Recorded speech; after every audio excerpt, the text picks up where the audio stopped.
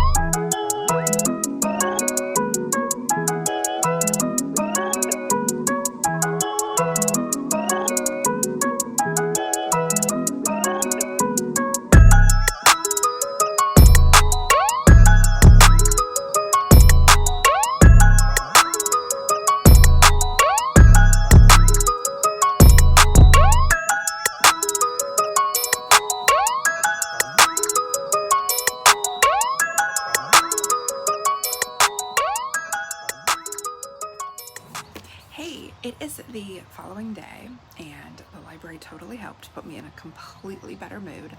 I actually sat down at the library and read a book for a while, and I thought, and I found a lot of books, so I thought I would share them with you in a quick library haul. I'm sitting in front of my lilac bush. I will put a little picture of what it's looking like.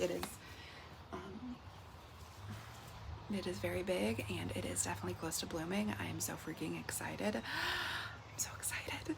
Okay, while I sat there at the library, I, for the first time, probably in 2 years, was able to completely just relax and not be in a rush and lose track of time, like out and about. The combination of 4 kids overnight with the pandemic meant that I've had some moments like alone where I didn't feel like I was having to keep track of the time because I have to go pick somebody up, or somebody's about to wake up from a nap, or it's going to be dinner time. That's happened a few times, but I haven't been able to be out because of coronavirus and really just relax. I sat and read. I got an even bigger stack than this. My phone actually died, so I wasn't able to film that part of it, but I got an even bigger stack, and I flipped through everything to see what I wanted to take home with me, and I ended up reading the book Lawns into Meadows, and it was so good and so kind of relaxing. It's like a little handbook, and it was about why you would want to have a meadow instead of like a monocrop lawn, and also how you would do that, how you'll make the transition if you live in the suburbs, how to help your neighbors deal with that transition. But then it also talked about really knowing your space and what's going to do well in your space, and where your sun is and where your shade is, and then the kind of plants that will do best in the kind of ground that you have and the kind of space you have. And it was kind of about garden design, and it was kind of about meadow flowers, and then they had an index of meadow flowers. So completely enjoyed that book. Consider that a mini review of the book Lawn into Meadows. I highly recommend it if you think you want to do something else with your lawn. I think it'd be a great choice. So let's get into it.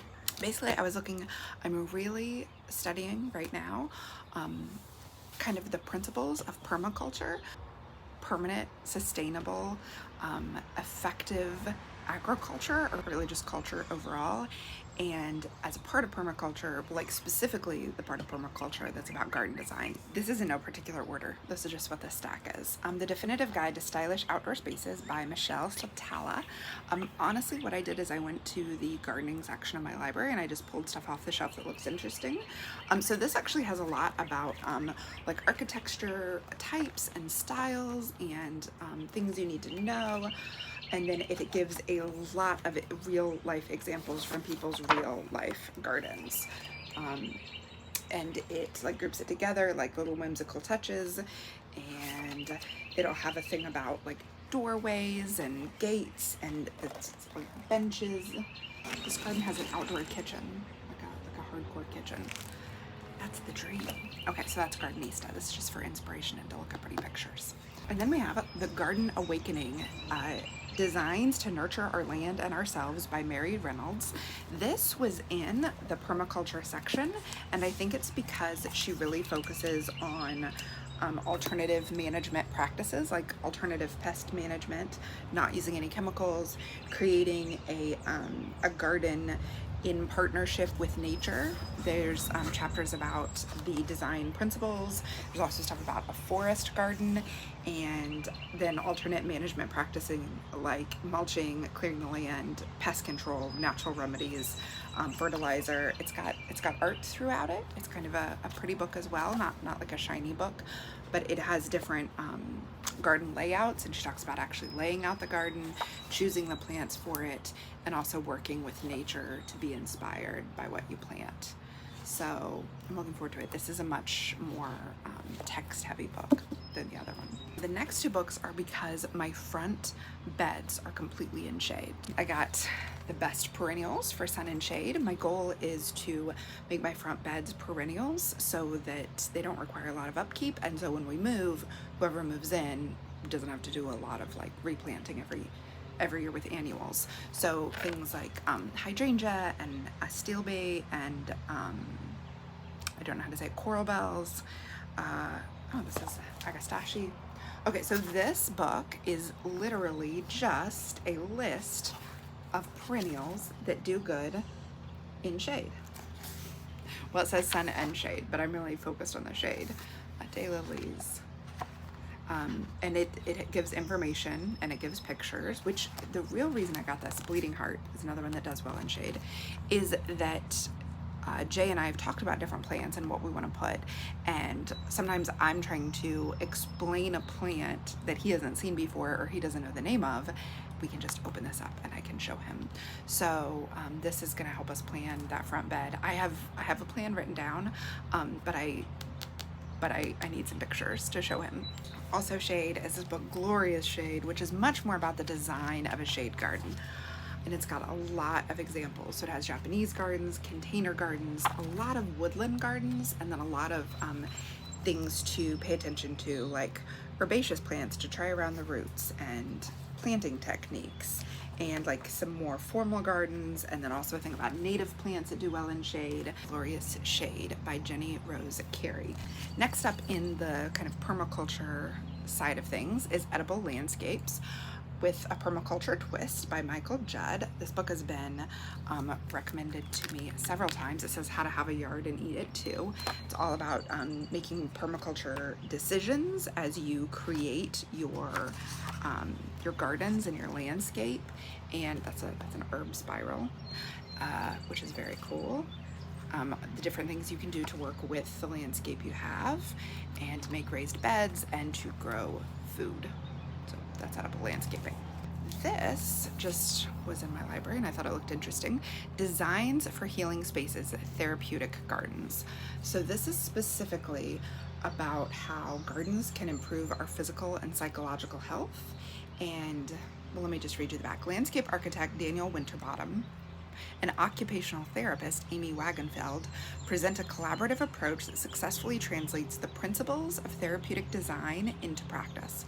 Using examples from around the world, this practical guide demonstrates how gardens can support learning, movement, reconciliation, and memorialization, as well as improve physical and psychological health. I also really like that that the designs take into account different abilities, so to make sure they're wheelchair accessible and accessible for people who need help walking, and are also kid-friendly. Conceptual design that takes into account the mental, spiritual, and physical needs. It's a whole chapter about making a sensory garden, and there's a chapter on community gardens. So this looks so good and interesting to me, and garden design. And like, am I gonna do all of these kinds of gardens in my own yard? No, but I have loved designing art gardens, and really designing feels like the wrong word. Maybe planning is the right word. I've only really learned about this just the tiniest amount, and I am loving it. So I'm doing the thing I always talk about, which is following your enthusiasm. Whatever is giving you energy and joy, doing more of that to lead to more energy and more joy, which can then go into work, or it can go into childcare, or it can go into just leading a more full life full of things that bring you joy. So I don't know where this will lead. I don't know, but I like learning about it. So that's what I'm doing. And I promise I will share it all here with you. This is what I love videos, is I can actually show you the process as we go.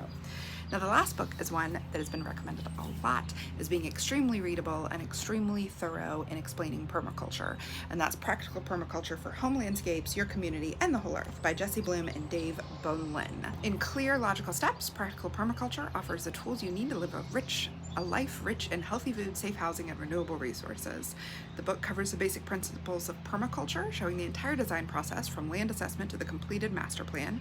So this is like a nerdy study guide book. It's much less pretty. I mean, there are quite a few pictures, but it's much more wordy and text driven. So we'll see. I'm just reading the ones I'm like most excited about first, and I will let you know when I wrap up what I've read in the past few months. I will probably do that at the end of May, but if I wait till the end of July, it can be all of second quarter, or it can be all the first half of the year. I don't know. Do you prefer short roundups or long roundups? Like, should I, a lot of people talk about what they read at the end of every month. I don't love doing that because it makes me feel like my number has to be a certain number. So at the end of February, I did the first 2 months of the year.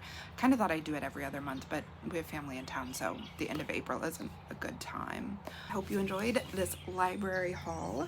So this was quite a big library haul this time. Thank you for hanging out with me, and let me know if you have any gardening or permaculture books you'd suggest. If you want to see more about my gardening adventure, I have some videos on starting my first ever seeds, and I have a whole gardening playlist where you can see, as the season begins, ongoing garden tours month by month.